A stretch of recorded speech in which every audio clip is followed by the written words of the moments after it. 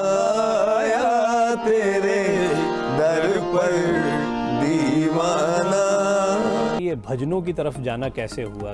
एक मोड़ ऐसा आया तब कि हमारी उनकी बड़ी मुलाकातें होती थी गुलशन कुमार साहब की, तो उन्होंने ही हमें ये सबसे पहले कहा कि आप भजन गाइए और ज़रूर गाइए। गज़ल में हमेशा एक तकलीफ भी होती है। मेरी नाज़नी तुम मुझे भूल जाना।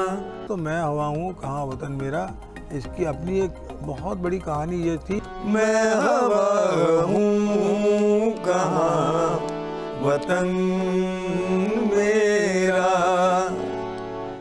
गुफ्तगू में होगी मुलाकात उस्ताद अहमद हुसैन मोहम्मद हुसैन के साथ इस इतवार रात 8 बजे और सोमवार दोपहर 1 बजे सिर्फ डीडी उर्दू पर।